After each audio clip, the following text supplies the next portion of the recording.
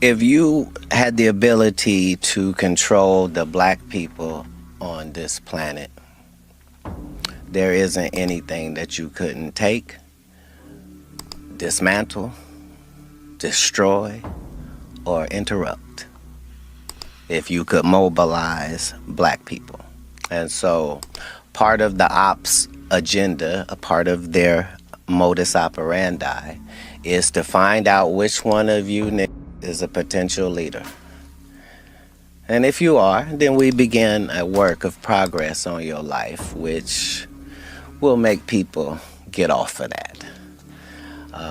It's a part of it, as much as in any defense, you trying to figure out which way this dude is likely to go so I can rip that ball.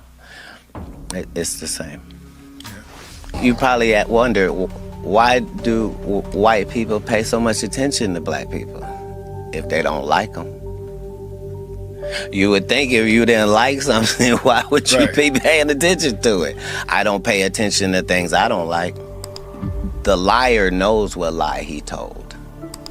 You see what I'm saying? So even if I made it deceitful and I made you think that the answer's over here, but the answer is really over here, I'm still gonna be looking over here. Me, the one that tricked, because I know this is the right answer. Black people have lost their identity, but our oppressors have not lost our identity.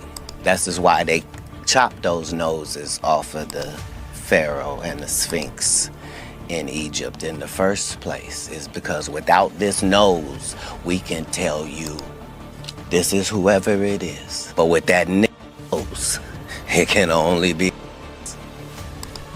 Why would somebody vandalize a whole face and only vandalize one part? Nobody wanted to knock an eye off or take an ear off or no chins missing. No, just the nose. Because it's a brand. Hello, good people. Welcome back to the channel. I hope you're doing good and I'm happy to see you, and I hope you're happy to see me. I have a very wonderful video for you coming just after the Black History Month, after celebrating our own history as Black people.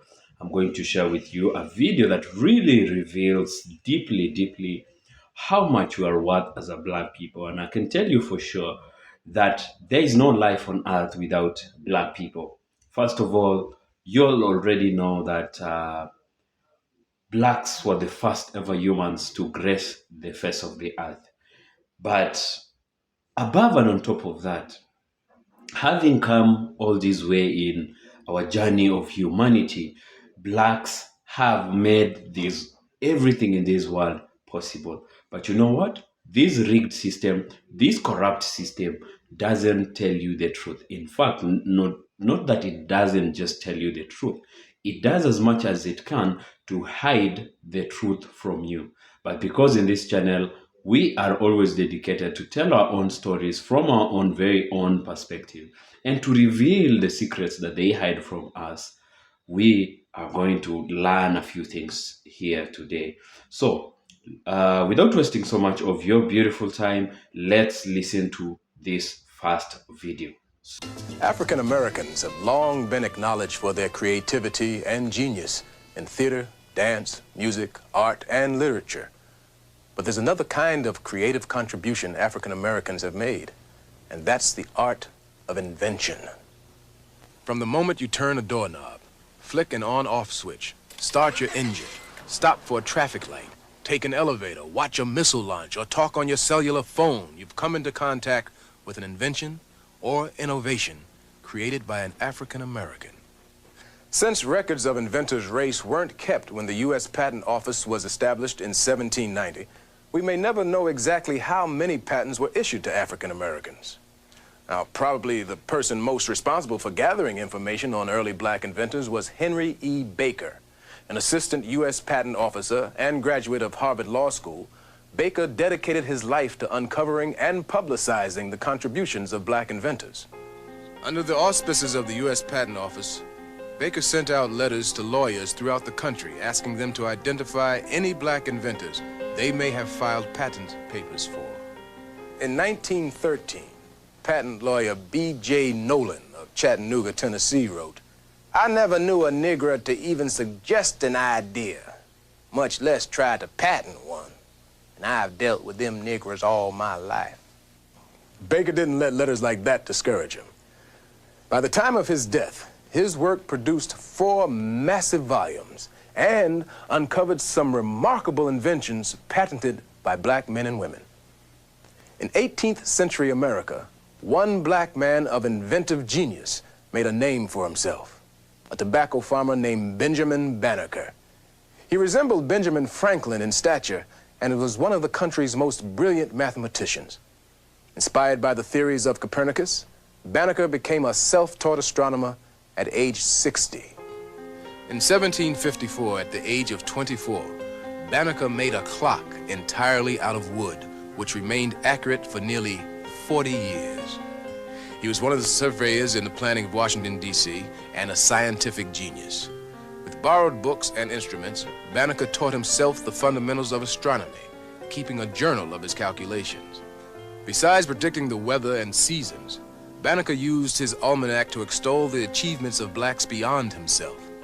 When he included a poem written by the renowned poet Phillis Wheatley, he wrote, "Africans and their descendants are capable of attaining a degree of eminence in the liberal sciences. Benjamin is not the only proof." Wheatley's poem perhaps best echoed their feelings about the injustices of human bondage. Should you wonder from whence my love of freedom sprung? I young and lied by seeming cruel fate was snatched from Africa, fancy happy seat. What pains excruciating must molest, what sorrows labor in my parents' breast. Steeled was that, should and by no misery moved, that from a father sees this babe beloved. Such my case. And can I then but pray, others may never feel tyrannic sway. Just as Banneker loved the stars, James Forten of Philadelphia loved the sea. One of the original abolitionist leaders, Forten invented a device around 1800 that aided in the control of sails on ships.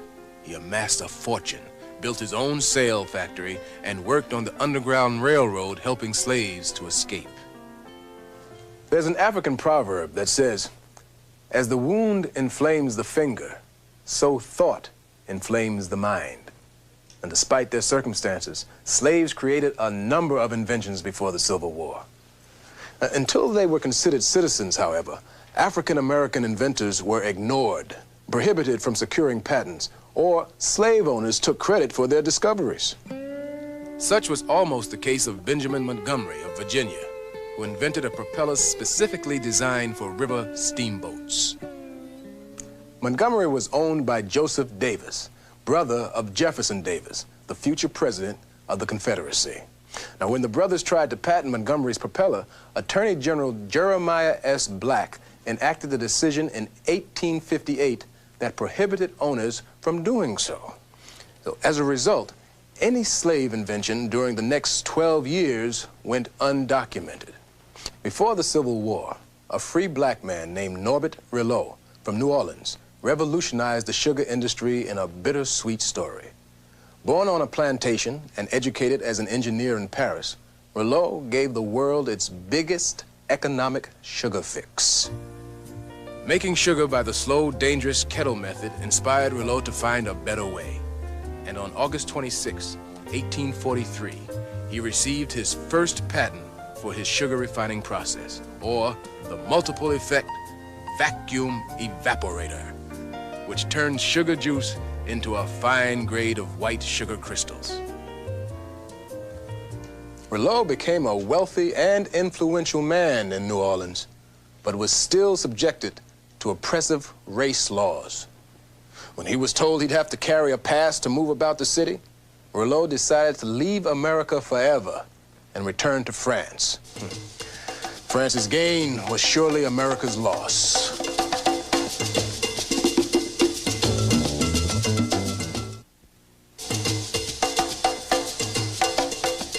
Industrial growth in America was tremendous, and both black and white inventors were responsible. By 1870, the patent restraints for blacks had been lifted and signaled an explosion of inventions to come. One of those inventions was from Jan Metzeliger, a black immigrant from New Guinea who settled in Lynn, Massachusetts, the center of the shoemaking industry.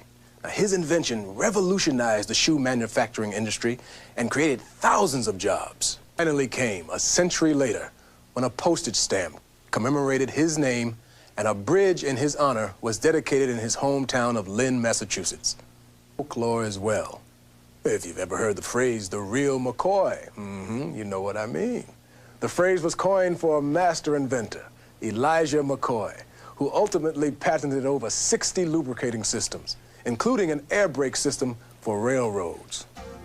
In the late 1870s, most machines, including trains, had to be stopped every time they needed oil. The oilman would walk the length of the train and oil all the moving parts.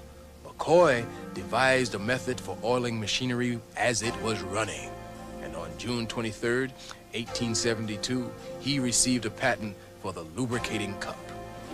McCoy believed in producing quality work. As a result, his lubricating system was used on locomotives, machinery in factories, and on engines of transatlantic steamships around the world. McCoy's system was so effective that buyers of new machinery would ask the sellers, "Does the equipment have the real McCoy?" If it didn't, they wouldn't buy it. So if you want the genuine article, the real thing, just ask for the real McCoy. In a country that still had the feeling that the oppressed race had contributed little or nothing, African Americans began to catch the public's attention. Exhibits at the 1895 Atlanta Exposition and the 1907 Jamestown Exposition gave black inventors the opportunity to showcase their accomplishments. On the flip side, in 1896, the Supreme Court ruled in Plessy versus Ferguson that separate but equal facilities for whites and blacks was constitutional, which marked the beginning of Jim Crow laws and legalized segregation. Despite the trials and stresses of life, people enjoyed their recreational time, and hobbies were springboards for inventions. Now, take, for instance, dentist George Grant. He loved playing golf. And on December 12, 1899, he received a patent for an object that golfers have been using ever since. The golf tee. Before Grant's inventions, players would form cone-shaped mounds of sand with their fingers on which the ball sat. Now today, this tooth-shaped invention has improved many a golfer's drive.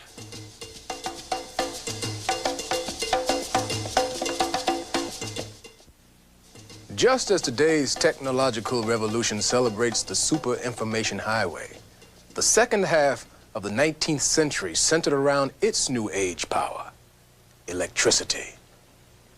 In every school book, the name of Thomas Edison and Alexander Bell are imprinted in our minds. But recognition for their distinguished African-American colleagues, Granville T. Woods and Lewis Latimer, is long overdue.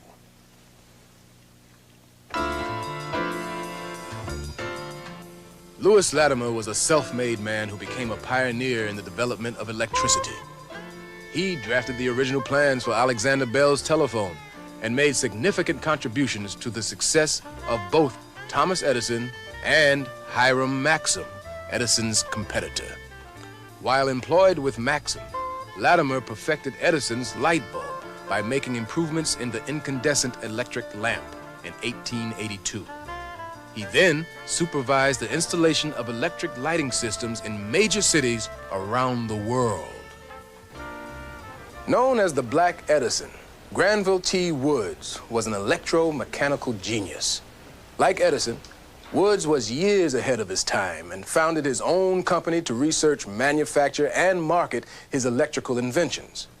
His versatility resulted in 65 patents relating to electricity, from electric railway cars to an incubator for hatching chicken eggs. When the first subway rail pulled into Grand Central Station, Granville Woods had made his mark. In 1901, he was issued a patent for the third rail system, still used in subways today around the world. Concerned about the number of train collisions, Woods developed a railway telegraphy system, which improved train safety by letting the train engineer know how close his train was to others. And in 1899, he received a patent for an amusement apparatus. Woods' two-track ride, originally invented for indoors and outdoors, evolved into what we now know as the roller coaster.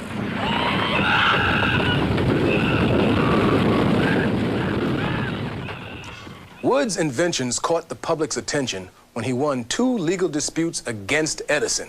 In fact, when Edison lost the second action, he asked Woods to come work for him. But Woods, whose patents were bought by General Electric, Bell Telephone, and Westinghouse, decided to remain on his own. By the turn of the century, a surge of inventions was well underway. African Americans received an estimated 1,000 patents by 1913 in nearly every field of industrial arts, machinery, transportation, agricultural, and electrical devices. Garrett Morgan was constantly thinking about the future.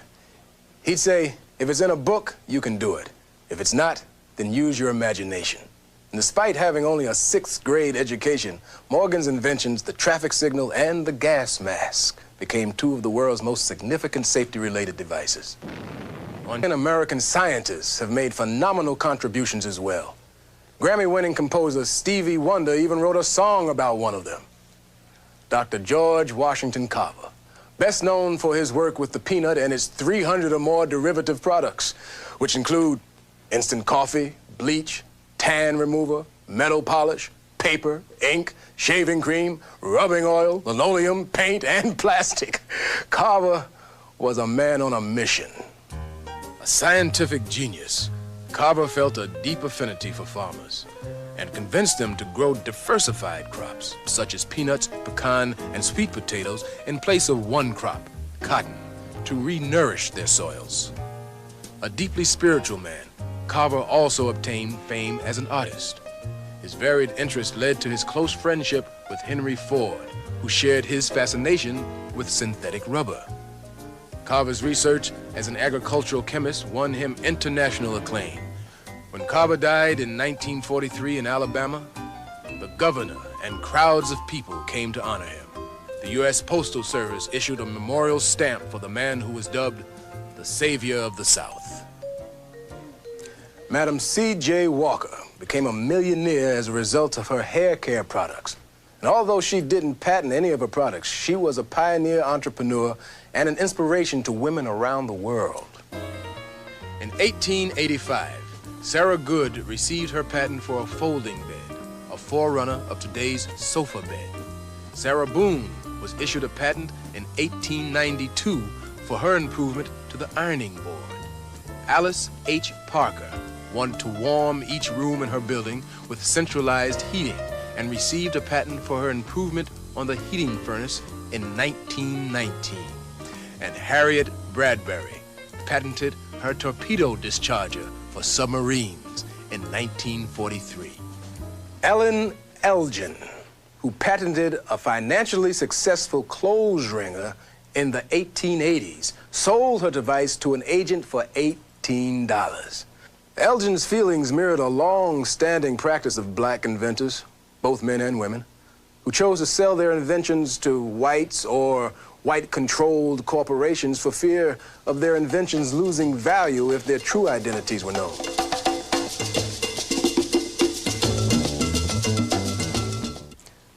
The contributions inventors and scientists have made is tremendous.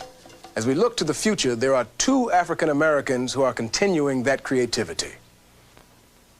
Take the case of ophthalmologist Dr. Patricia Bath, who in 1988 received a patent for the laser phaco probe. Now, that's a device that removes cataracts. Dr. Bath holds the patents for her inventions in Japan, Canada, Europe, and the United States. I was once referred a very difficult and challenging case of a blind woman. I spent many nights thinking and planning her surgery. And then, by divine inspiration, an idea occurred of a new way to remove cataracts using a fiber-guided laser. I realized that this technique was a great improvement in cataract surgery. I then conducted some research studies in Berlin, and it was at that point that I developed my first of many prototypes of the laser phaco probe. As a black woman surgeon, it's very difficult to overcome some of the stereotypic impressions of male colleagues. When I joined the faculty of UCLA in 1974, I was the first woman faculty member in the Department of Ophthalmology. I imagine my colleagues did not feel that I could be equally gifted and skilled. However, I now accept the challenge because it made me struggle to be the very best. Engineer Lonnie Johnson strikes a chord of success in two very different worlds with his invention. I've been an inventor all my life. As long as I can remember, I have been tinkering and making things work. So I decided to do a water gun or something simple that most people could appreciate and use the revenues from that invention as a stepping stone to allow me to do some of my more challenging ideas. The role of the inventor is like the barnstormer, the guy who comes in and shakes everything up and is able to take on the big boys.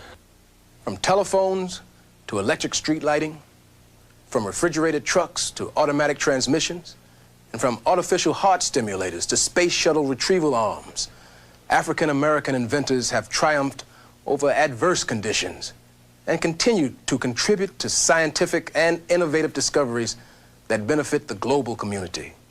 We've met just a few of the men and women who are making it happen. We hope that you will visit your local library and continue the journey. Wow, so beautiful, so inspiring. I don't know what that video makes you feel like. That's just the first part of this video. But honestly, it does make me feel so good. It does really elevate my spirit and my self-esteem, because that is who you are. We black people are really the masters of invention. I will not lie to you, but invention has started with you. They might not want you to know this. They might not want you to know the truth, but the truth cannot be hidden any longer. It's time that the truth be revealed. Now, you have heard all that beautiful story, and that is just the tip of the iceberg. Imagining how much inventions are there, have been there by black people, for black people, and for the world. You black people have got this world moving. Without you, no, we would probably not have human beings on earth. Without you, this world would not be here it is today. Let me tell you one thing that really just, hits the last nail on the coffin. So you know that really you are inherently born with invention in you as a black person. Do you know how much adversity and challenges and odds we have to beat as a black people just to be alive in this rigged system? You know what gets us going? You know what helps us beat all these challenges? Our power to invent, our power to adapt, and adaptation usually goes hand in hand with invention and innovation.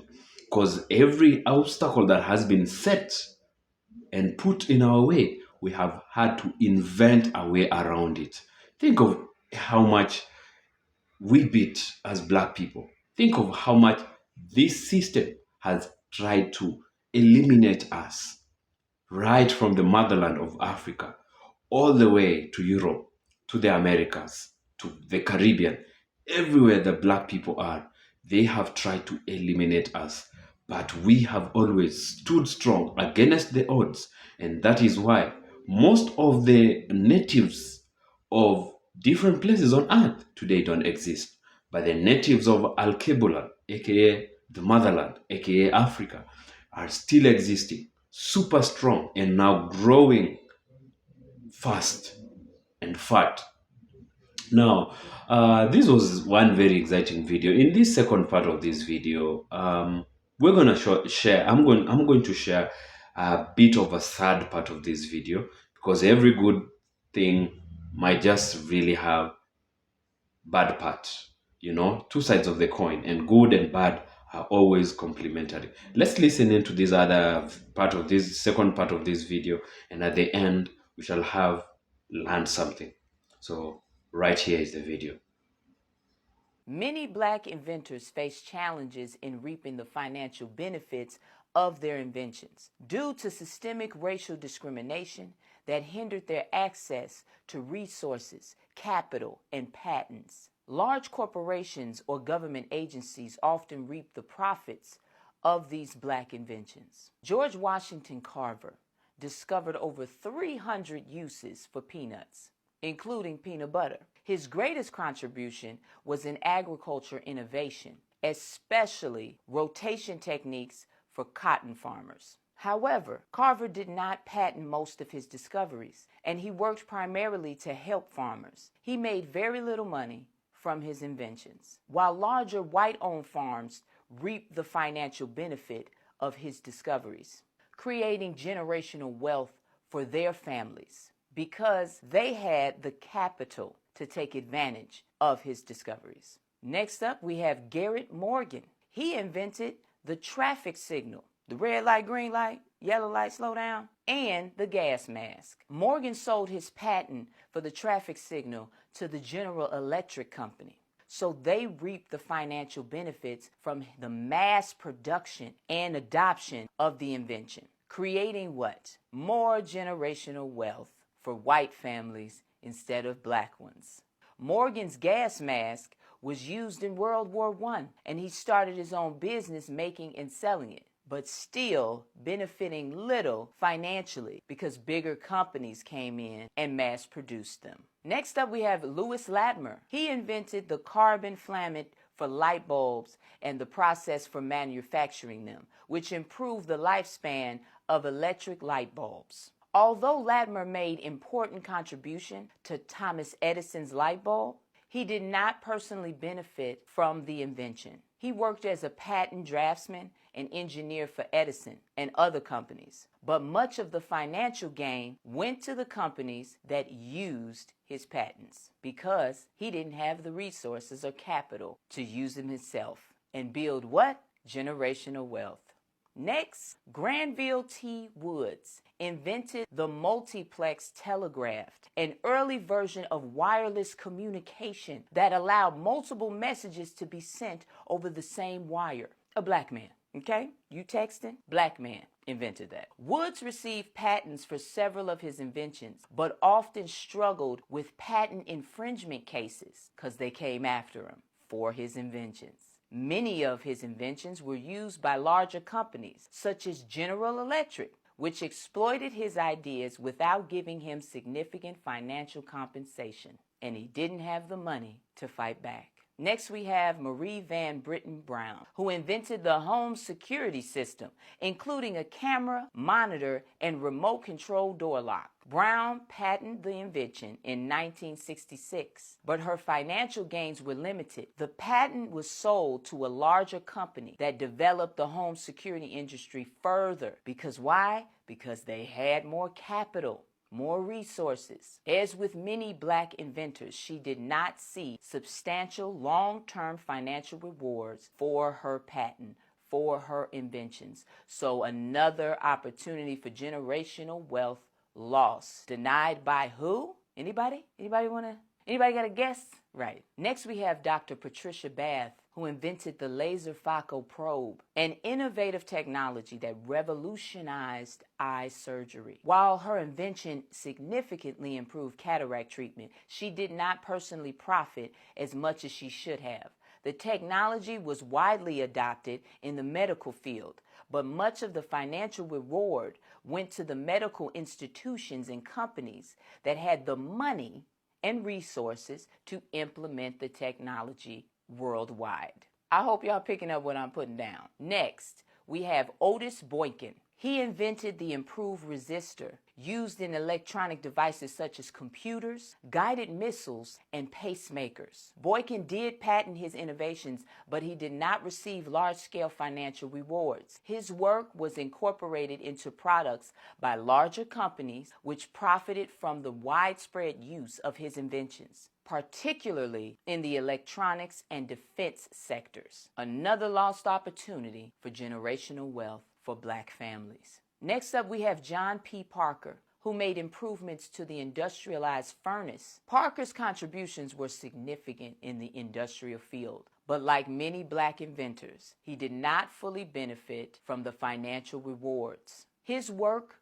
was used by larger companies, so once again, no generational wealth gained. That gain went to white-owned companies. Next up, we have Henry Sampson, who invented the gamma electric cell, a technology used in the development of portable power sources such as batteries. While Sampson did not receive a significant financial windfall from his invention, surprise, surprise, he was instrumental in the development of battery technology. However, much of the economic benefits went to corporations and the military that adopted this technology. So once again, no generational wealth gained for Black families. I hope you picked up the importance of building Black capital and resources so our future patents and trademark opportunities for generational wealth cannot so easily be stolen from us. I hope you also picked up on the fact that this type of information is not taught in our schools because they don't want our Black children to know what they're capable of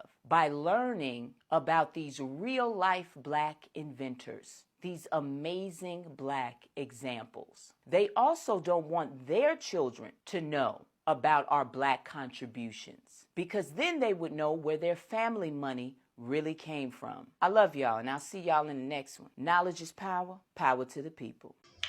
Okay, welcome back. So you have also heard and learned from that sister that in as much as there's so much we have done the most for this world, but the enemy has also done as much as they could to try and hide, to steal, to embezzle from us what really belongs to us. So what this really tells us is, while we continue to celebrate our history, it is also good to bring to our awareness that if we're not careful, history has a tendency of repeating itself. We need to be careful. We need to be really careful with the enemy that you know that we're talking about here.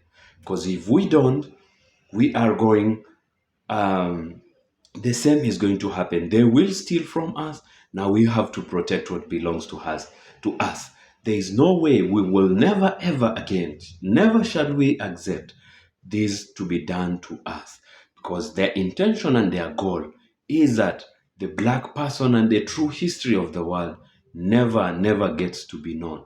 But because we have the platform, we have the power, we have the capability, we'll never bow down to them again. We would never be on our knees asking them to help us in any way. We have ourselves to our own selves.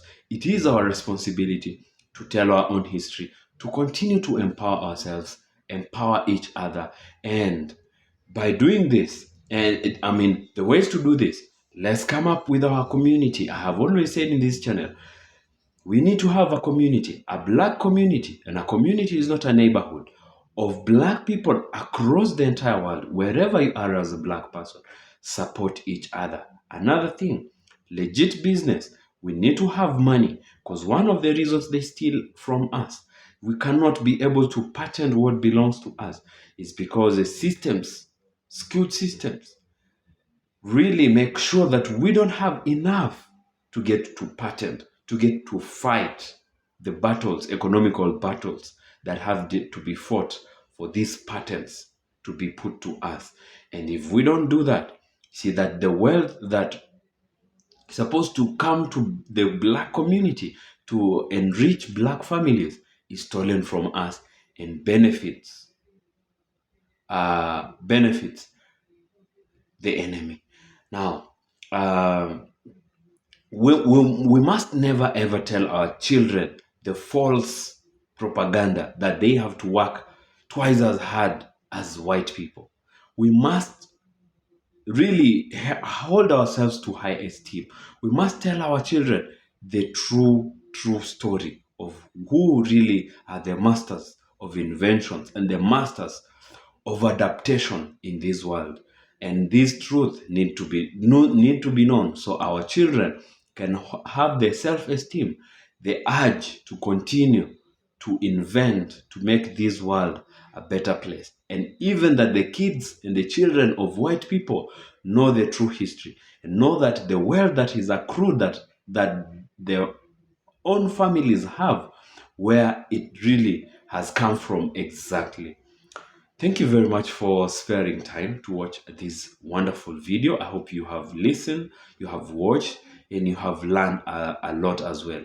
You go ahead and give this video a thumbs up, like, and share this video with your family, your friends. But most importantly, if you're coming across this channel for the first time, please hit that subscribe button to be part of this community.